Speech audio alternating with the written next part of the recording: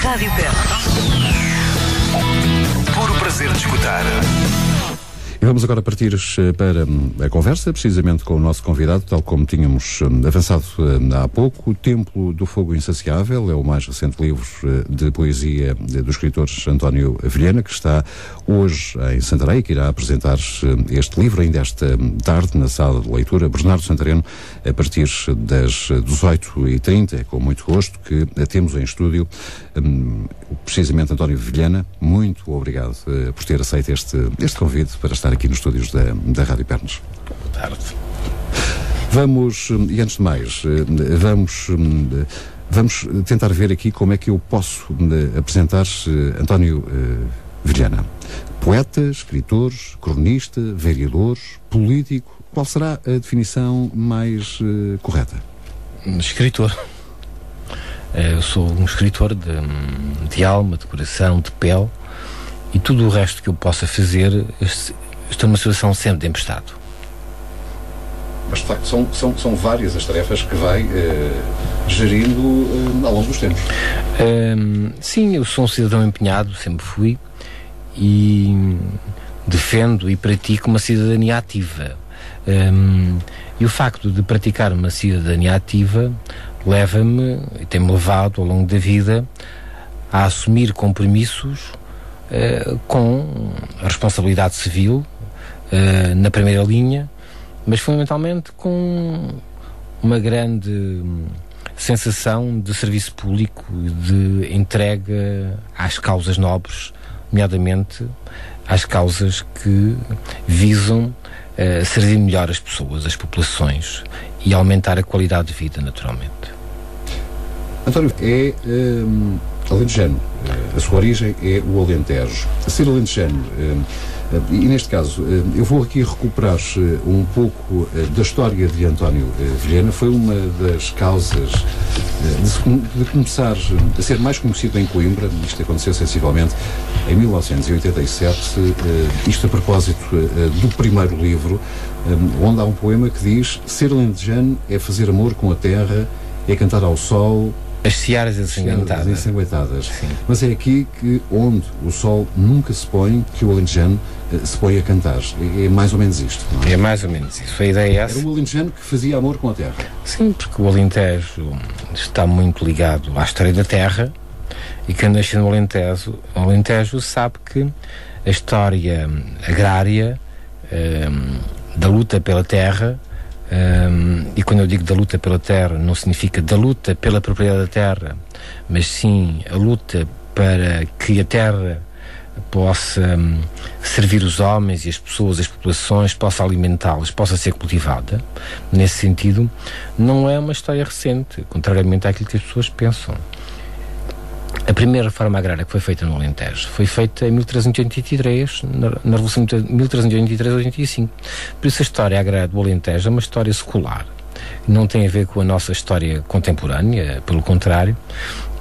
E, de facto, a terra é tão importante para o alentejano como é, de facto, o mar para o pescador. A sua raiz tem grande influência naquilo que vai escrevendo? A minha raiz é determinante em relação a tudo aquilo que eu faço, porque nós nunca nos libertamos, pelo menos eu nunca me liberto, nem me quero libertar daquilo que foi fundamental para a minha formação, para o meu crescimento, e que de alguma maneira modelou a minha personalidade de base. O Alentejo é uma região, mas é também um território de cultura, de tradições, um espaço de gente que tem uma história e que essa história atravessa-nos individualmente.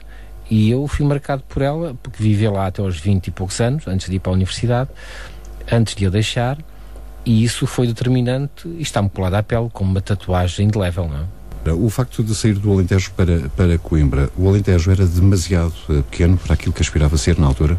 Não, o Alentejo nunca foi pequeno. O Alentejo de facto, é uma região que me deu quase tudo, não é? Deu-me, inclusive, essa perspectiva da viagem, não é? O Alentejo, eu nunca senti o Alentejo como um espaço pequeno para mim. Nunca interpretei o Alentejo como uma clausura territorial ou cultural. Pelo contrário, o Alentejo deu-me essa dimensão de viagem, no sentido de procurar, para além daquilo que era a delimitação territorial, o aprofundamento e o incremento dos saberes, não é?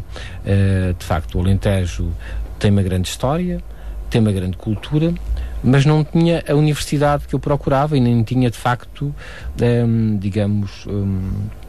esse lugar que eu procurei, que era a Universidade de Coimbra ao tempo, e que, para mim, era no Alentejo uma referência. Por isso, o Alentejo deu-me também esse privilégio de escolher um sítio que eu depois procurei. E que, estando em Coimbra, também nunca me esqueci dele. Tanto que, há bocado, citou exatamente o meu primeiro livro, Do Ventre da Terra. Foi um livro praticamente todo escrito no Alentejo, mas só publicado em Coimbra. E foi exatamente um alentejano que lá foi apadrinhar o livro, o escritor Manuel da Fonseca, em 1987. Falamos agora do Templo do Fogo Insaciável. Nunca se deve perguntar o que é que está dentro de um livro de poesia. Provavelmente são grandes sentimentos, são sentimentos, será também o interior da alma. Neste novo livro, como é que o poderemos caracterizar e o que é que vamos encontrar? Este livro insere-se num ciclo de livros que eu publiquei recentemente. Eu quero vos dizer que durante o último ano editei 3 livros. Estive há um ano em Santarém, também, a apresentar o Canto Imperecível das Aves. Canto Imperecível das Aves, um livro de poesia também. Editei ainda um livro, uma história infantil em 3 línguas, em português, francês e inglês, A Formiga Barriguda, está na 2ª edição, que é um sucesso para os mais jovens. E aproveito para dizer que em setembro vai seguir a segunda narrativa, a segunda história dessa aventura, que se chama As Férias da Formiga Barriguda. E que porquê aqui da literatura infantil? Bom, eu não me quero afastar da pergunta inicial, mas posso dizer que a literatura infantil acontece porque eu fui pai há uns anos e porque contei muitas histórias aos meus filhos, e um dia descobri que eles gostavam das histórias que eu inventava. E se eles gostavam, por que não passar essas histórias a papel e publicá-las? Assim aconteceu. Tenho centenas de histórias escritas para crianças. Se eu publicasse as histórias para crianças que tenho escritas, se calhar publicava todos os anos pelo menos 2 ou 3 livros de histórias, até o resto da minha vida. E por isso foi quase com naturalidade que assim aconteceu. E é um sucesso. De facto, dá-me uma grande visibilidade, um grande conforto nas escolas por onde passo, de norte a sul do país. E esse é um aspecto que não é um aspecto menor da minha atividade literária.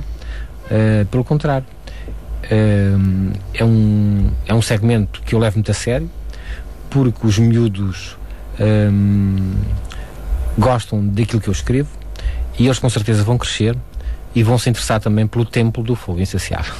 De qualquer forma, relativamente ainda à caracterização, era onde estávamos, sobre este Templo do Fogo Insaciável, o que é que vamos encontrar mais? Bom, este livro é um livro que fala de um imaginário afetivo, fala de um imaginário de paixão, e todos nós temos, de alguma maneira, ao longo da nossa história, da nossa vida pessoal, da nossa história pessoal, um templo que, de uma maneira geral, está ligado ao reencontro, a uma busca do nosso eu, do nosso silêncio, das nossas inconfessáveis verdades. Todos nós temos um templo que muitas vezes partilhamos com os outros, mas de uma maneira geral esse templo é um espaço de reserva da nossa privacidade, mas também do nosso crescimento interior. E esse templo, quando arde, quando traz afetos, quando traz sentimentos, quando traz paixão, quando traz amor, de uma maneira geral, ele torna-se insaciável. porque aquilo que alimenta o fogo, neste caso a metáfora da paixão, a metáfora do amor, é uma metáfora que quanto mais cresce, mais quer crescer. Se é um templo, e um templo é um sítio onde nos sentimos bem, é um sítio que procuramos, e a paixão, quando existe, é exatamente equiparada a um templo, onde nos sentimos bem, onde nos sentimos confortáveis e onde esse fogo, quando existe, é por natureza um fogo que nós não queremos apagar, pelo contrário, queremos que ele seja insaciável. Daí este título, Templo do Fogo Insaciável, poderia ser muito bem um título semelhante, Templo da Paixão Insaciável. António Viana já o disse em várias entrevistas que um livro não é para ser escrito de uma só vez, é para se ir escrevendo. Será mesmo assim? Um livro nunca se consegue escrever de uma só vez. Até um livro de poesia, a não ser que haja um projeto inicial para a sua concepção, digamos assim, digamos que é o somatório de muitos instantes, de muitos textos, ainda que haja, digamos assim, formalmente, um denominador comum, um guião quase imperceptível. De qualquer das formas, este livro é um livro temático, é um livro que tem uma unidade, pelo menos eu procurei que ele tivesse uma certa unidade, mas a escrita é um exercício em busca da perfeição, e os textos iniciais, e este é o trabalho de laboratório de qualquer artista, o trabalho final é sempre diferente, às vezes muito diferente, às vezes outra coisa daquilo que são as primeiras pinceladas com palavras ou com pintura, no caso de um pintor, ou com notas de música, no caso do músico. É sempre diferente. Por isso, um livro é um exercício de paciência, é de persistência, de criatividade, mas fundamentalmente é uma procura estética no sentido de devolver não só a semântica, não só a emoção, não só os aspectos formais, mas é o somatório de tudo isso. É uma paleta cujo resultado é aquilo que se lê, nem sempre é aquilo que se vê. Há muita gente a ler poesia? Eu penso que há mais gente a ler poesia do que a comprar livros de poesia, porque a poesia, quer queiramos, quer não, está-nos na pele. Nós somos um povo de poetas, costuma-se dizer, e se somos um povo de poetas é porque os poetas continuam a resistir aos tempos, quaisquer que eles sejam, não é? E somos um país de bons poetas, de maneira geral. Embora as editoras, de uma maneira geral, também investam cada vez menos em tudo, não é? Reflete um bocadinho a crise transversal do país, mas penso que continua a escrever muita poesia, e boa poesia, não é? Há aqui algum jogo de interesse entre as editoras e aquilo que vai saindo para o mercado? Claro que existe uma relação entre aquilo que é editado e aquilo que são as expectativas de retorno, não é? Porque uma editora é uma empresa. E terá os seus interesses. E tem interesses comerciais, obviamente, e tem também as suas preferências, e também tem as suas estratégias de mercado.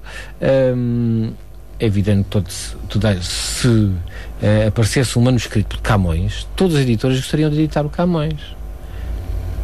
Porquê? Porque à partida sabiam que tinham um mercado, não é? Se aparecer um poeta genial que ninguém conheça, as editoras não se metem em bicos de pés, com certeza, para editar esse manuscrito, esse original. Por isso há aqui, com certeza, conveniências comerciais que têm a ver com, digamos, aquilo que é o objeto de uma empresa. Para além do rigor, para além, digamos assim, da linha editorial, há com certeza interesses comerciais que condicionam muito. A gente vai às grandes superfícies, vai às grandes concentrações de empresas que estão fundidas e que tem havido cada vez mais grande concentração, não só de editoras, como também livreiras, e a gente percebe perfeitamente que os livros que estão acessíveis aos nossos olhos, na linha dos corredores por onde temos que passar, pertencem de facto a grandes marcas. Ou seja, todos sabemos que as grandes marcas compram territórios, espaços e prateleiras existentes nas livrarias e nos espaços comerciais para poder, efetivamente, impor o produto. Porque aquilo que os olhos não veem, o coração não sente. Neste caso, a bolsa não compra, não é? E por isso há aqui estratégias, obviamente. Estas novas tecnologias e principalmente a internet e a poesia que está disponível na internet será de facto um dos pontos desfavoráveis para a compra de poesia? Não, eu penso que o bom leitor é aquele que gosta de ter livros em casa. Gosta de ter o livro à mão, disponível, à cabeceira, na sala, no jardim, enfim, é diferente. O culto do livro, essa é uma discussão antiga, quando apareceu a internet, quando apareceram as plataformas digitais, isso não seria o prenúncio da morte do livro. Pelo contrário, confirmou-se que não, e, ao invés, o livro reforçou, digamos assim, o seu perfil como objeto de culto, nomeadamente entre os amantes dos livros, não é? Como há os amantes de outras coisas, de outros objetos, mas um livro é sempre muito mais perene. Daqui a uns anos,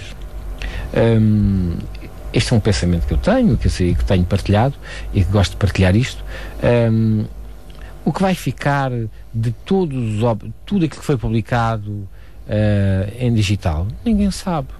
Perde-se. Um livro a gente sabe, está na estante, não é? Está na estante. Ali ninguém o tira. É como as fotografias digitais. A maior parte das pessoas deixa de investir no papel, na impressão das fotografias. Depois já não sabe onde está. Depois os ficheiros acabam por contrair vírus, acabam por perder. Pois, quer dizer, eu continuo a fazer 2 em 1. Sempre que posso, guardo no digital, mas não deixo de fazer também o suporte de papel, que eu acho que é fundamental. Não quero aqui fugir da atenção do Templo do Fogo Insaciável, que é o livro que vai ser apresentado esta tarde. No entanto, já aqui ficou também esta informação. António Vilhena está a preparar mais 3 trabalhos. Podemos aqui adiantar um bocadinho o que é que vão ser estes 3 livros? Vai ser em setembro a segunda história da Formiga Barriguda, que se chama As Férias da Formiga Barriguda, em 3 línguas, português, francês e inglês. Vai ser um livro de crónicas, porque eu sou um cronista e escrevo crónicas, e vai ser o primeiro volume que se chama Invisível Cumplicidade dos Dias, porque as crónicas são avulsas, parecendo à partida que não têm nada a ver umas com as outras. Há uma certa cumplicidade, não é? Porque o autor é o mesmo, porque há um conjunto de temas que são transversais, e por isso esse primeiro volume chama-se Invisível Cumplicidade dos Dias. E vai sair um outro livro pelo Natal, que é um livro de um conjunto de textos que eu tenho já trabalhado, que se chama Cartas a um Amor Ausente. São pequenas cartas de amor, uma espécie de prosa poética, que esse livro vai ser possivelmente lá no Natal, nas vésperas de Natal. Em algumas apresentações de livros temos, e tem feito referência de facto a uma palavra que é a amizade. Há sempre amigos que estão por detrás de cada um dos projetos. Como é que caracteriza aqui a amizade? Como é que o poeta António Vilhena vê a amizade? A amizade é qualquer coisa de muito importante na vida das pessoas, porque as relações amorosas podem acabar, as relações amorosas podem quebrar-se, mas de facto a amizade é o último esteio da nossa relação social, do nosso envolvimento social, não é? Quando nós estamos mal, procuramos os amigos, supostamente, e depois a gente espera que os amigos lá estejam, que estejam disponíveis, e há amigos que a gente não precisa de estar com eles todos os dias para saber que existem, não é? Às vezes encontramos de ano a ano, é como se tivéssemos estado na véspera, um dia anterior, e de facto a amizade é o último esteio da nossa existência enquanto pessoas, enquanto seres sociáveis, não é? Estamos aí, estamos numa relação que se quer cultivada, mesmo que não seja diária, não é? Há aquelas pessoas, e a amizade é isso mesmo, não é? É transversal, é intemporal e não escolhe olhos azuis ou cabelo preto. Aliás, a prova disso é mesmo que a apresentação desta tarde, às 18h30, irá ser feita por uma grande amiga, que é a Susana Pita Soares. Exatamente. É uma amiga do tempo da Universidade de Coimbra, que vive em Santarém. É uma mulher das letras. De facto, é uma mulher com uma grande sensibilidade e que, desde sempre, acompanhou o meu percurso pessoal e literário, poético. E, de facto, através da mão dela e dos amigos dela e meus, comuns, tenho o grato prazer de estar hoje em Santarém para ouvi-la falar do Templo do Fogo Insaciável. E eu, com certeza, irei ler alguns poemas deste livro, que é isso que eu gosto de fazer nestas circunstâncias, porque mais do que ter um livro é ler um livro.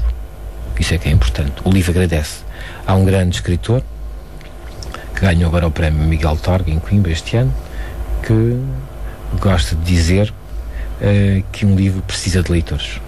De qualquer forma, eu podia, não sei se posso e se devo, mas acho que fica muito bem nesta nossa conversa, até porque estamos aqui a antecipar o Templo do Fogo Insaciável. É o livro que vai ser apresentado dentro de pouco tempo, precisamente às 18h30 aqui na Sala de Leitura Bernardo Santareno.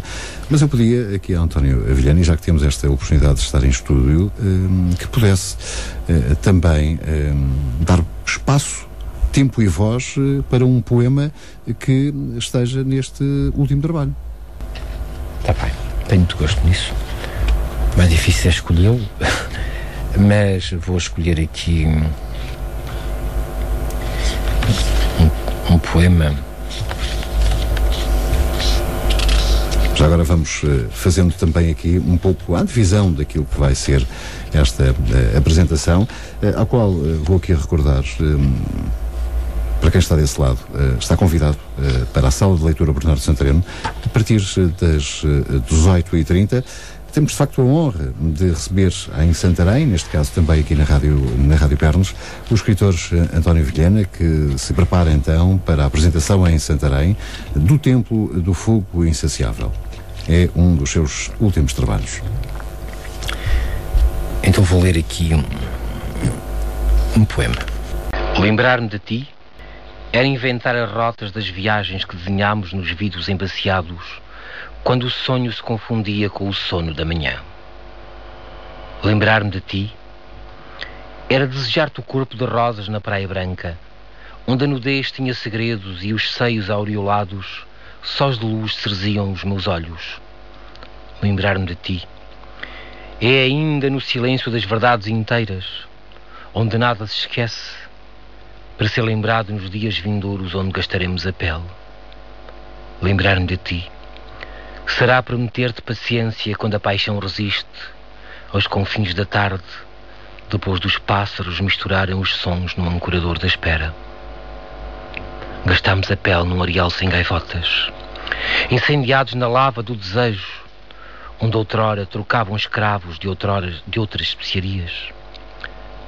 Nas bocas de agosto, a sede trouxe a espuma do efêmero depois do sol.